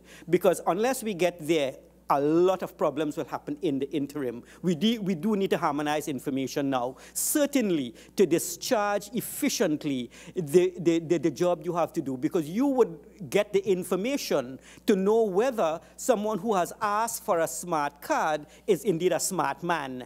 The information would be in front of you without you having to do field checks and so on. You would be already in possession of all the other grants he or she has gotten, his income and everything, so that if your technology officer can now work on how we can get to that stage where all agencies now share information, we would, I think, be able to really improve upon the efficiency, so that of the 10,000 people or so who were removed from the system, they should automatically be removed by computer. Computer should pick it up and say, well, you are already in receipt. Unless you can prove otherwise, of course, we have been able to identify you electronically that you do not qualify. So once you speak to your technology officer at the level of this committee, it may require some legislative changes to ensure that information is shared, but I cannot know unless I get the information from the technology officers on how doable this is once the parties collaborate.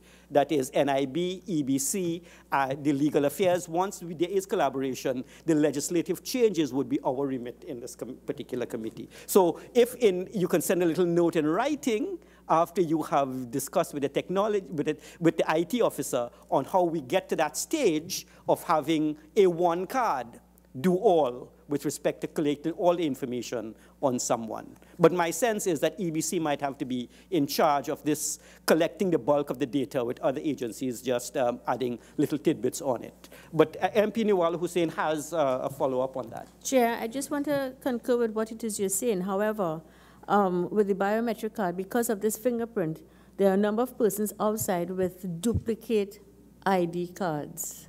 And we know that, and it's not just duplicate, they have triplicate and so forth. And therefore, the biometric card will in fact clean up across the country, across agencies, across ministries, you know, this system of whether it's corruption, you want to call it, or mismanagement, abuse, whatever it is. And therefore, I really would like to encourage the ministry, the PSs, to reevaluate what it is you are about to implement. Forget about the platform. I know that what you spoke about, Mr. Ganga Prasad, about the platform, but it's not simply the platform. It is, in fact, implementing this system where you can remove as much as possible the abuse of state funds, and state funds that people are looking at is limited. And therefore, yes, we are looking at the ID card, but also even the ID cards, there is that system of abuse, and that will eliminate it. Thank you.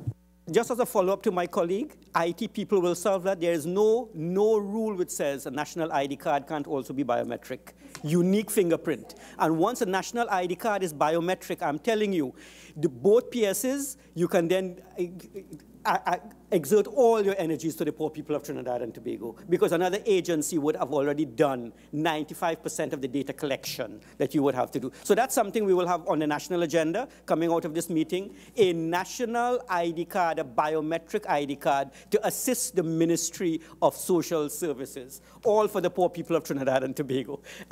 Senator Khadija Amin, yes. Mr. Chair, before I ask my question, when the idea of a national biometric information platform was first introduced in terms of legislation, the idea was to integrate the national ID cards, but all the information, not only the welfare and social support, but HDC housing, the Ministry of Legal Affairs with your birth and death documents, marriage records as well. And all of these things, including name changes and so on, will be on one platform. I don't know if the Ministry of Legal Affairs ever embarked on a full-scale program to implement that, and that may be the ministry that could take the responsibility so that the social development people could focus on social development. And I want my question, Mr. Chairman, having regard to the contribution by Mr. Ganga Prasad concerning victims of natural disasters such as floods being, well, that they can access furniture, appliances, beds, and so on if they lose these things in the flood. I know that Mrs. Lane Pereira indicated earlier that the DANA forms, which is an assessment exercise, is still being conducted in some areas. As a former local government councillor, I have participated and worked alongside your representatives when they are out on the field, and it could be very time-consuming if you don't have the intervention, for instance, of the regional corporations sending their workers to help pick up the information and so on. And I want to ask if you have, one, if you have a deadline by which you want to collect that assessment for the recent floods. And two, having regards to the cry that we have heard where people are turning back and saying that they don't have money, do you believe the ministry is in a position with its present allocations to meet the needs of these thousands, well, hundreds definitely, perhaps thousands of people who have been severely affected by the flooding and lost everything in their homes? I think we made a commitment for Friday. Yes, member. There was a commitment. There was a commitment to complete assessments by Friday, this Friday, and just to indicate as well that the ministry did engage the members of the Defense Force, as you probably are aware. We have, over the past 2 weeks, we had almost between 40 to 50 members of the Defense Force out with the teams in the ministry. And in fact, just from the St. Helena area, in 7 days' time, 5 days' time, in fact, they covered almost 900 homes together with members of the Defense Force. Yeah? In the Sandy Grande region, they The regional corporation did get involved, and in so many other areas, the regional corporation officers, as well as the Defense Force and officers of the ministry, just so that we could get the assessment done on a timely basis. Yeah. Thank you very much. The money to pay, you would be aware that the cabinet did approve an additional $35 million this last cabinet meeting for response to the disaster. Yes. Thank you very much for that response. And before I don't think I have any more questions from members of the committee at this time.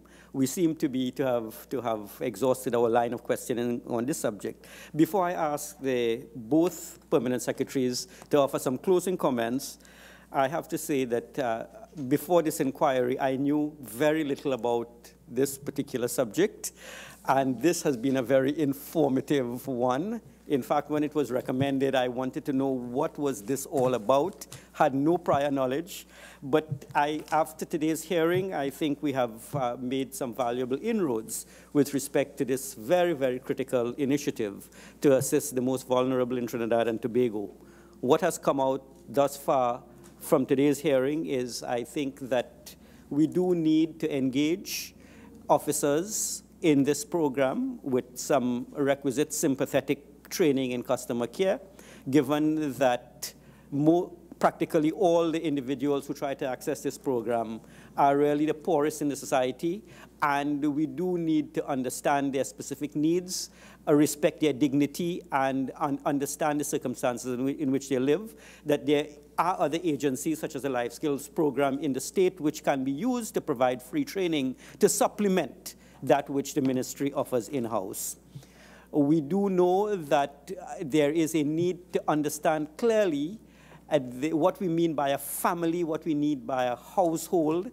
We need some definitions, because I'd imagine if the definitions are not clear, certain individuals who feel that they qualify may be excluded based upon the definitions which are currently in use. And I'd like to know whether the definitions are international or whether we need to tailor them for the Trinidad and Tobago environment. It has come to light that given the cost of the program, there is a need for there to be some local content in the purchasing. It is to a large extent dedicated towards the ensuring, as per the quality of life of poor people, the minimum calorie intake on a daily basis for an adult. That's a basis upon which the numbers would have been arrived at. That's a scientific basis. But we do know that you need things like cleaning material, dishwashing liquid. You can't really say food alone if you are to ensure that a poor person can live reasonably well. But there is that issue about local content, and the recommendation I would put forward for members, for the government, is to see whether the merchants can be encouraged via moral suasion or other types of inducements to have more local content in their places of trade, so that the options are available for people to purchase some locally grown or produced products. We have broached the idea of the ministry collecting less and less information if we have the greater collaboration with other agencies of the state, and that a smart ID card or a biometric national ID card which collects all the information relevant to what you want and which can then be used every time we access every single service of the state, our driver's license, our food card. As soon as you try to, the first card you ask for, can I see your ID card, and it is registered. I think if that card ever comes into being, then the information and the data that you require to make very quick decisions for equity and efficiency. You see, but we are looking at both. We need the people who qualify to obtain the benefit quickly, but we need to ensure that the people who don't qualify are ejected quickly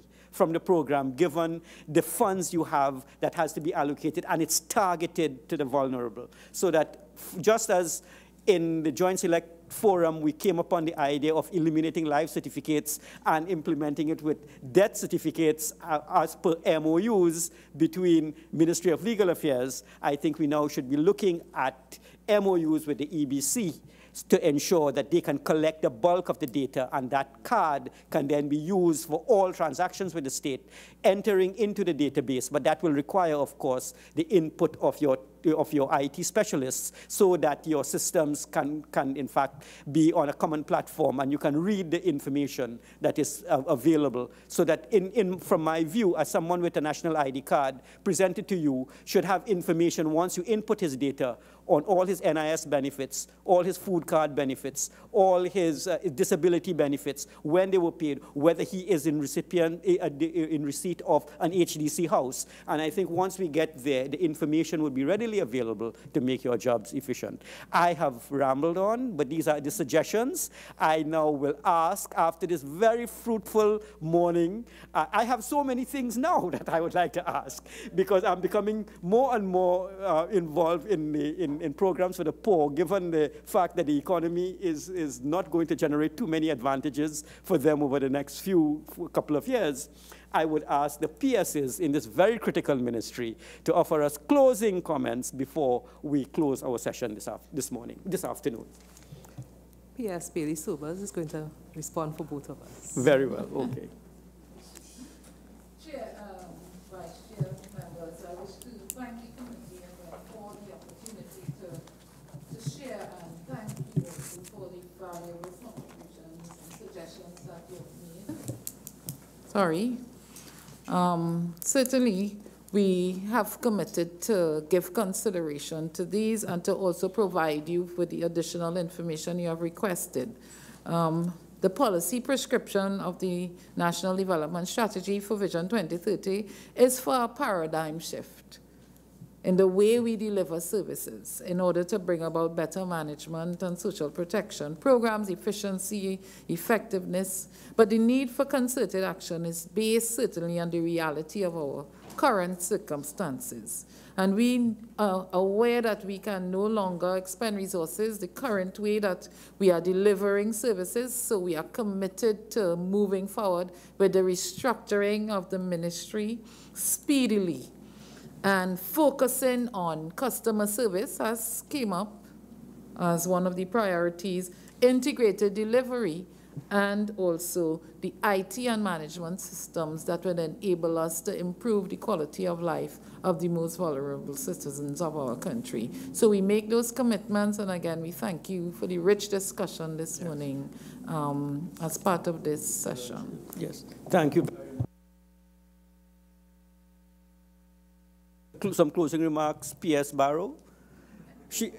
I think she wants to make a few closing remarks herself. I know, I saw it. I mean, you can close. The only closing remarks that I would want to just emphasize that the technology that we have across the different ministries and departments sometimes make it difficult, and the compatibility that we may not necessarily have so that we can sync our different systems. But it is certainly something that we want to move towards, having that kind of collaboration between the different ministries so that we can move towards having one card. But a lot of times what keeps back the ministries from moving sometimes quickly in those directions is really the compatibility of our systems. And for example, even our interaction right now with immigration, right? Because we've had discussions with them. They have their own system. We have our systems.